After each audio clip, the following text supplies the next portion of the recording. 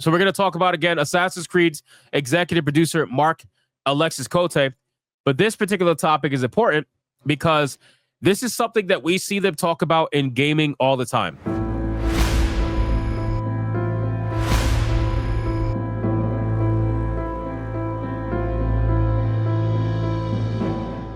If you guys remember the GDC conference back in 2017, 2018, something like that, there was pictures going around where they were talking about Marxism in gaming and what Marxism can be utilized for in gaming and how you could utilize it to push social change and to enact social change, all that stuff. And also you have Larry Fink from BlackRock thinking the same exact way, pushing the same exact message. And this is why they impact funding against studios that don't do it. It all kind of comes full circle. Well, apparently Alexis thinks the same exact thing. Video games can be to change the world. I'm sorry, video games can change the world by changing people. And this is him right here. So let's go down. Hold on. Ubisoft's executive producer for its Assassin's Creed franchise, Mark Alexis Cote, revealed that the company is attempting to use video games to change the world by changing people. Now, the reason why I want to talk about this is because of the recent drama surrounding 2B. Right? You guys already know what's happening with 2B, right? Most of you in chat know. Let me see some answers in the chat. Most of you in the chat know what's happening with 2B at Ubisoft, I imagine. Let me bring it up. Hold on. Maybe it'll make it easier if I show you pictures. Everybody likes pictures, right? So let me show you some pictures. Give you an idea. So, man, first off, I got to sneeze so bad and it's not happening. And second off, this character is so ugly that I'm probably not going to be able to sneeze now. Fuck. Okay, so this post that I made on X, a lot of people are conversing on it. And I got to be honest with you, man, I'm so tired. I'm so tired of the people making excuses every single time they see a manly female. Every single time. These motherfuckers will make up more excuses for Ubisoft than they can for why their channels are dead. I'm telling you, it's insane. It's insane, the excuses, right?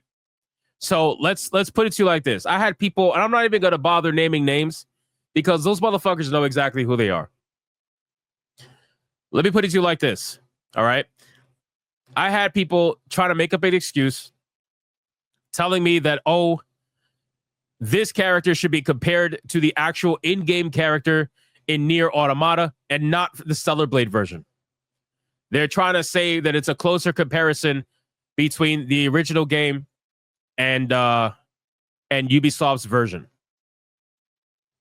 Number one, that's an absolute lie. Okay, so here's what I'll do. Here's what I'll do. Let's do it like this. Okay. Let's just bring up an in-game screenshot so that you guys can feel a little better about yourselves. Let's do this. All right, so here's an in-game screenshot. Okay. From the actual video game. Now, am I bugging? Or does she not look like a linebacker? Am I bugging? Or does it look like she has small, rounded shoulders, smaller upper body, nice chin, nice curved kind of chin, very feminine. The lips are very feminine, right? All that, the nose, tiny, whatever. She looks like a petite woman, essentially, right? Her shoulders are a lot smaller. She doesn't have the V shape. She doesn't have the massive fucking V shape. You know what I'm saying? And nobody said that 2B had big titties. Nobody said that. You had people saying, well, she didn't have big boobs before. Yeah, you're right. She didn't. But here's the thing. Smaller boobs look bigger on a smaller frame. So when you attach those smaller boobs to a man's frame, then you get a little bit of awkwardness going on. You know what I mean? You get a little bit of awkwardness going on. So again, that's neither here nor there. So the whole gaslighting thing about, oh, let's compare this character to the in-game of Nier Automata. Well, guess what? We just did that, and it's still nowhere near the same. Not even close. Okay? This character is massive. So that's the gaslight number one. Okay, that's gaslight number one. Gaslight number two is you had people trying to say, well, they do this all the time, right? Ubisoft does this all the time. They've done this with their other skins. This is basically one of the operators playing dress up. So because they're lazy and don't want to make a new model for this character that they are paying to co-opt for their video game, this is suddenly okay? So it's okay to be lazy. Is that what we're saying? That sounds like cope to me, in my opinion. I don't know if you guys agree. You could disagree with me all you want, but that sounds like cope. Sounds like a little bit of cope, in my opinion. But that's the gaslight number two that people are trying to tell me. They're trying to say, oh, well, they do this with all the characters. So, a manly 2B, it should be, it should be expected from Ubisoft. No, it shouldn't be. It shouldn't be expected. And you shouldn't expect it either. You shouldn't expect that level of laziness from a developer. So then that leads to gaslight number three. Guess what gaslight number three is, ladies and gentlemen? Guess what gaslight number three is? Can you imagine what gaslight number three is? Here's what gaslight number three is. You guys ready for this? So number three is they tried to say, well, they had to make her manly because of the hitboxes. They have to make her manly because of the hitboxes. Otherwise, it would be unfair. Bro, that one was probably the best one. That was probably the best one. Out of all the gaslights that I've seen, by far, probably the best one. Because I don't know if they know this, right? I don't know if they know this. But in case you don't know, maybe I need you guys to understand something. The hitboxes and the model are two different things. If you want to make a hitbox 5 feet taller than the size of the model, you can do that.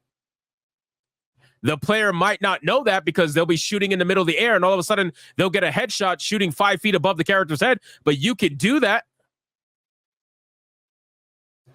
The hitboxes don't have anything to do with the fucking model. But anyway, that's besides the point. So you can make, I'll put it to you like this. You can make the character as tall as you want, right? It doesn't mean you have to make them manly. If you wanted to make 2B the same height as the other operators in the game, you could do that. You definitely could do that. That way the headshots are the same height and everything like that. You could have did that, but you didn't have to make it brawly. You know what I mean? You didn't have to make him into brawly. This is fucking brawly. Or broly. However you say it. Bro, the gaslights are insane. They're insane. Okay, so now you're probably asking yourself, is there a fourth gaslight? Oh, yeah, there is. Don't worry. There is. There's a fourth gaslight. So here's gaslight number 4. And this is something we hear all the time. Gaslight number 4. Well, it's harder to make female characters than it is male characters. Yes, I have been seeing comments like that. People are saying, oh, it's harder to make softer features, blah, blah, blah, blah, blah, blah, blah, whatever. Bro, the audacity to say that when you have 2B in Stellar Blade, like, you have 2B in Stellar Blade, and granted, she definitely has bigger titties than she probably did before. Not by much, but she has bigger titties. But the point is, her frame is the same. I mean, how can you even compare these two? Is beyond me. It's not even remotely close.